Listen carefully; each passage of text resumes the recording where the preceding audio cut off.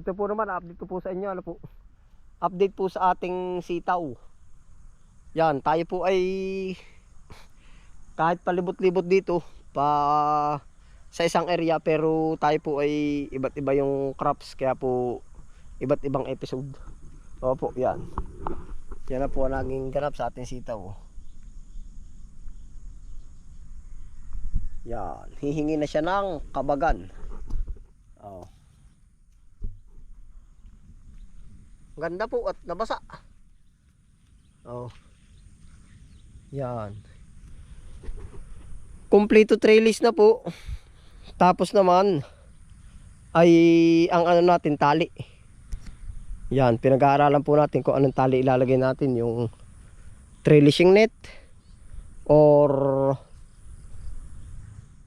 yung straw. Opo.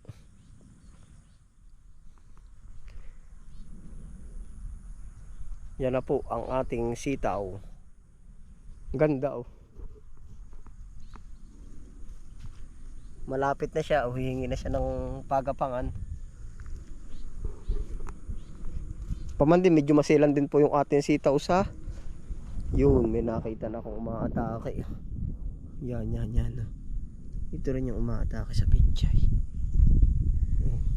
Ay, kinakain nga nito. Walang ka. Putol oh. Walang ka.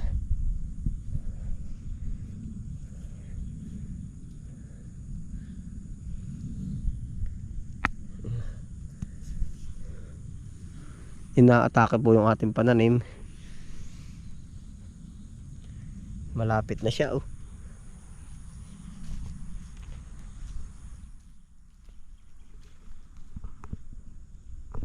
Yan po ay ating i-cultivate pa para umumbok po yung lupa. Tapos diretso na rin po tayo dito sa pipino. Ang balam, medyo balam po yung pipino lumabas. Bihira lang yung ano natin dito yun oh. Pipino. Pagka hindi siya lalabas, siguro sisitawin ko na rin. Ang dalang oh. Napakadalang. Wala pa nga dito sa isang row na ito. Yun, meron dito. Liit.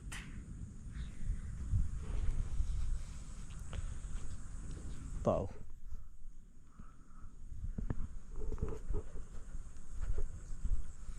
Yun pa po. Napakaliliit.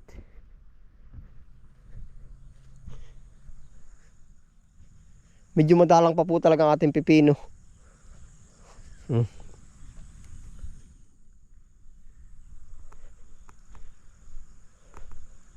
Ganun po talaga, hintay lang tayo dyan.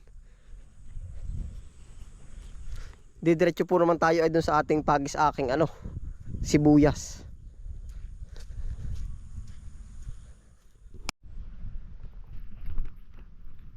Todo tabon pa rin po at gawa ng nakaraan critical. Check po natin na rin sa sibuyas. Panalo oh. Magandang resulta oh. Yan, kita niyo po yan oh. Ito pa oh. Yan. Ay, panalo.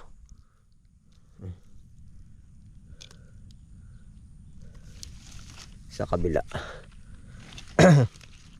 Ayun din oh. Yan oh. Yan oh. Yan.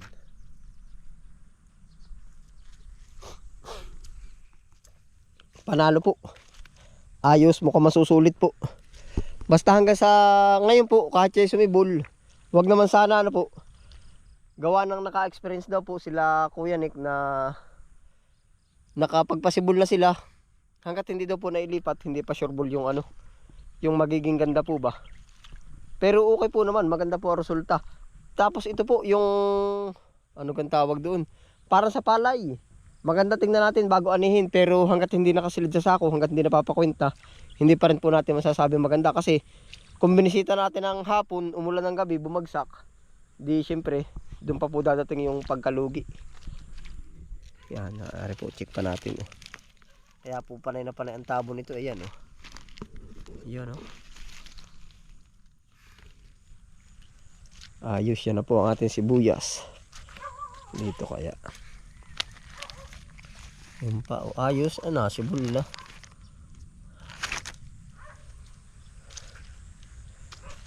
Sibol na.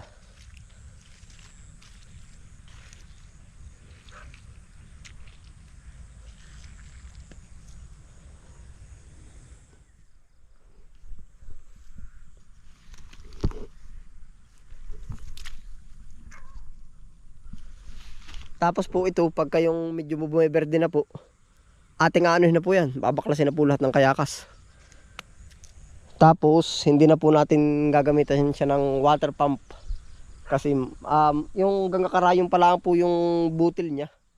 Talagang mano-mano po ang kailangan natin gagawin. Oh, mano-mano yung tutuungin. Alam niyo po yung tuong, yung ligadera na malaki. Check ulit natin dito. Ay, ang dami na oh. Yan, ito po ay pag natamaan ng water pump, posibleng mamatay. Tatalbog po ba? Tayo po naman, sabi ko nga sa inyo, handa na po sa ganyang pagkakataon. Kaya po, didiligin na po nagpabutas na po tayo dito ng balon. Yan. Ito na po, meron na tayong balon.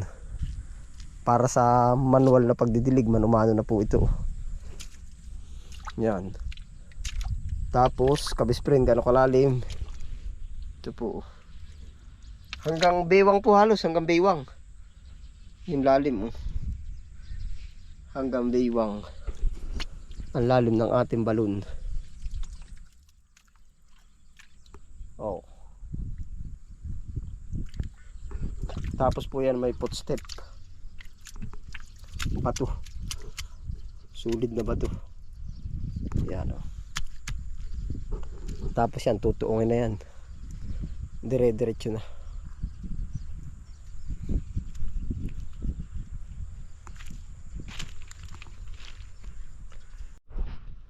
Ayan, about po naman sa ating sibuyas. Ready to harvest na po.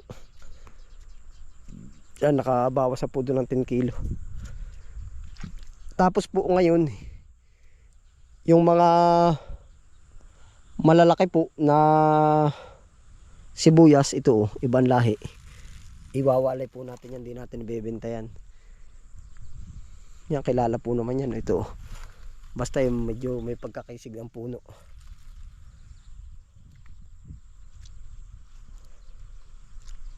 Yung pa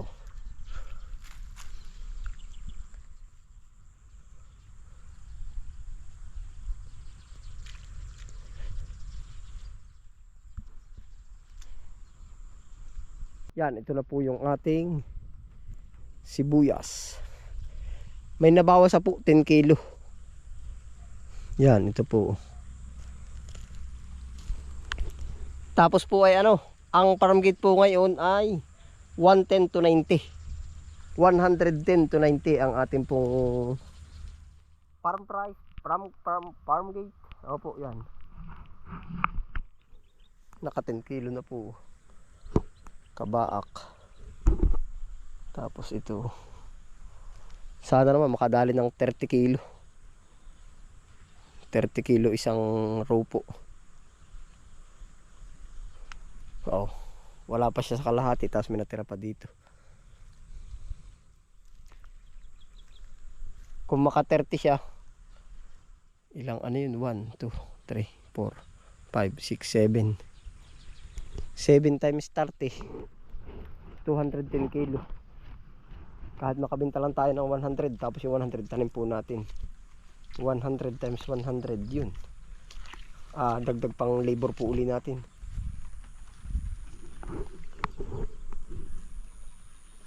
Yan, may bawas na po. Tapos pwede na rin tayo magpabuto dito. Yan, papagulangin laang po yan. Ito malapit-lapit na siya Yan. Kaya po naman tayo bumili ng buto na yung nasa lata, iba po ang lahi niya. Kumbaga F1 pa lang siya. Ito, marami ng ulit. Opo, babaguhin natin yung generation. Tapos doon ulit tayo magtatagal. Papatagalin siguro natin ng mga 3 years. Opo. Yun po magiging ano nun. Magiging tagal. Ito po pati ngayon ang hinahanap na sibuyas. Ito po yung Tagalog variety natin. Tuloy-tuloy na po yan. Halos araw-araw na po tayo magpa-harvest ng ano, 10 kilo, 5 kilo. Yeah, ito pa po. Ito medyo huli ito. Papadamuhan pa po natin yan. Tapos gagahukin, papatabaan para po masigit na kumarbo.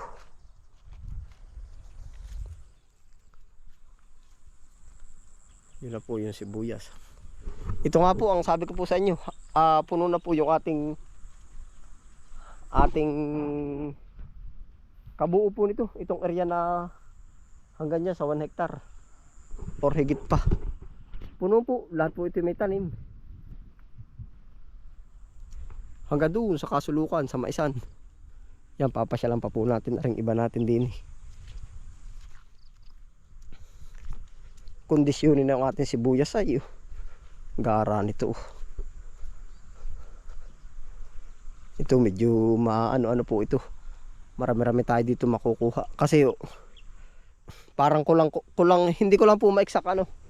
Kasi dun sa ating episode kung may nakatanda kung ilang kilo yung ating inilipat tanim dito. Tapos sinabi natin yung exact ano po. Basta hindi po natin ma-exact yung total na napatanim natin dito. Estimated din lang po naman, hindi na natin kinilo. Basta po ito nasa kalahating tinulada yung napatanim po. Estimated po.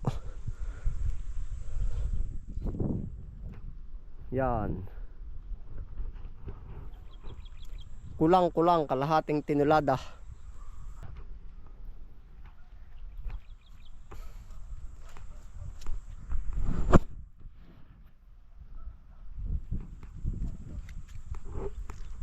Yan po ay kondisyonin na, kumbaga buhay na siya. Papakapalin na lang po, papalaguin na lang. Naay pa, may nauwi pa. Hapon ka na po Hapon na rin po yan si Carnel. Sakay sa kabayo. Talaga pong may masisipag po dito. Kung napapanood nyo po kami sa episode namin na masipag po kami, meron pa pong masigit. Opo, yan mga hindi lang kumbaga napapaano sa social media. Yan, shoutout kay kuya. Yan, tiyan po kasisipag. Nagkakabayo pa paggabi na. Ay kami po, ganyan. Yung mga kapitbahay po natin diyan, ganyan din po kang sisipag. Opo. Yeah. Yan, balik po ulit tayo sa sibuyas. Pakarbuhin na ito. Yan.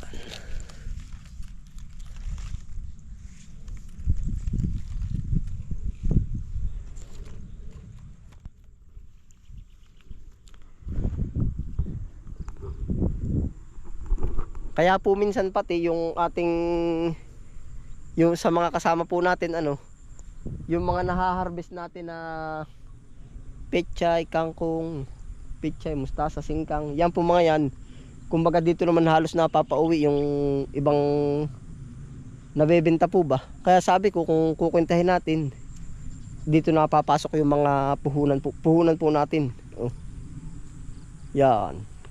At saka po ito nung nakaraan, may tawad na po sa atin, akin lang tinalim ulit. Nung nakaraan po, yan, ang tawad sa atin ay 270. Siyempre po, kumbaga hati na yung nawala. Halos 270, ngayon nag 100. Di 170 na po yung nawala. Kung ibininta ko naman yan lahatan, edi wala na. Magpapanimula po ulit ako magpadami. Parang ganun po ay.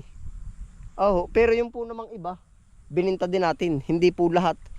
Yung pinampalibor dito, sa iba't iba pa natin, nabawas din po tayo ng pampalibor po. Hindi ko po isasagad na ibenta ba at gawa ng kahit medyo mataas tapos wala naman sa bandang huli, ay di sayang din. Yan, ito po yan na po ang update sa ating sibuyas. Sana lang buwinasin po tayo dyan. Kung mag-print siya sa presyo na 100, Tapos maglalabas na tayo na medyo marami-rami ano po. Kahit na kalahating tinulada po, panalo na rin po yun. Gawa po naman nagta times 2 times 3 naman po ang bigat ng ating sibuyas. Oh. Tama po kaya. Palaguin na lang ngayon. Mas maganda nga po siguro ay kumbaga yun yung presyo natin na ngayon na 100. Tapos kung mag times 2 to sa kalahating tinulada, mag isang tinulada, ipalipat po ba ulit natin lahat? Pag kaya ng kapital, upo. Kung ako lang po ay bubinasin at may kapital ako na kaya kong ipang palipat lahat yan. Susubok po akong ano, kahit mga isang tinulada, panglipat tanim lahat yun. Tapos yun, saka pa natin susubok ko ibenta na kung mag times 2, yung isang tinulada bibenta na natin. Opo. Para magandang kwentahin na po. Pero tinatanong lang po talaga kapital, bulsa. Yan. Subok lang po ng subok. Maganda rin po ang maraming crops tayo. Yan na po, nalibang na po tayo. Kaya po naman ako ituwa na magdala ng ganitong panahon. Medyo malamig, medyo may ambon. Ay ano po, kumbaga lahat ng halaman makikita mo wala siyang tamlay. Opo. Ay di syempre, ako bilang nagpatanim, ganado din. Oh. Yan. Ayan po, dito na po tayo tatapos sa episode na to. Yan, ingat po ang lahat. Happy lang po. Bye.